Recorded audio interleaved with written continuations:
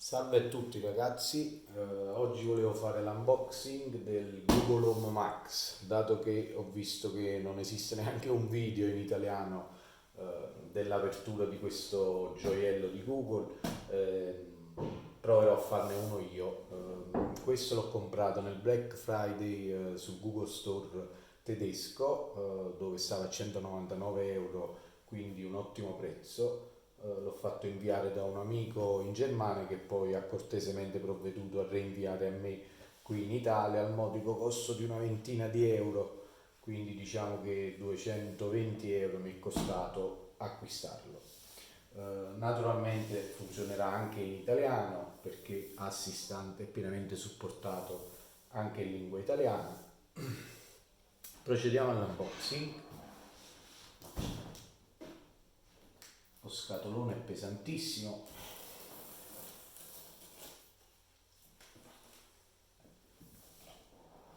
Confezione davvero molto bella.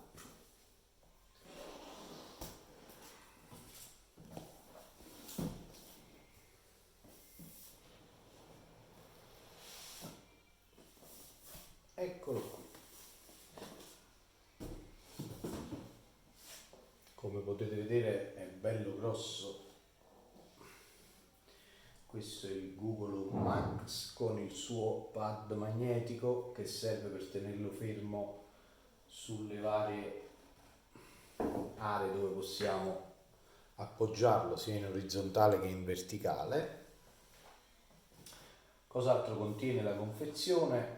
Il cavo per l'alimentazione, unica nota negativa di questo Google Max che è proprietario, quindi non è un cavo standard USB-C o altre tipologie. Manuale d'uso, naturalmente in tedesco dato che l'ho comprato sullo store tedesco, e nulla più.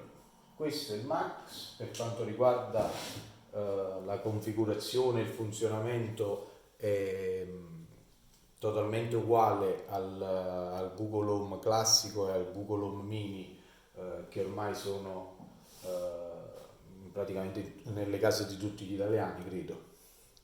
Faccio vedere un po' meglio il Max. Qui ci sono i tasti capacitivi per regolare il volume, due microfoni, gli altri due stanno dall'altro lato. Andiamo a guardare un po' il retro. C'è il classico pulsante come tutti i Google Home per disattivare il microfono nel caso qualcuno avesse qualche fissa con la privacy. Il connettore proprietario per l'alimentazione. Questo è un connettore USB-C che molto probabilmente può essere utilizzato pure per ricaricare uno smartphone, anche se l'amperaggio dovrebbe essere molto basso. Questo qua è il classico cavo audio da 3,5 mm, è stata sicuramente un'ottima scelta da parte di Google inserirlo, dato che praticamente possiamo collegare qualsiasi dispositivo audio con il classico cavo da 3,5 per far riprodurre l'audio dal nostro Max. Questo pulsantino credo sia un qualche pulsantino di reset, lo studierò un po' meglio. Anche il pad è molto ben fatto, è una sorta di silicone morbido che evita che il Max scivoli, e anche e soprattutto perché con la potenza audio che ha potrebbe praticamente camminare da solo appoggiato sui mobili o sui vari suppellettili dove potremmo alloggiarlo.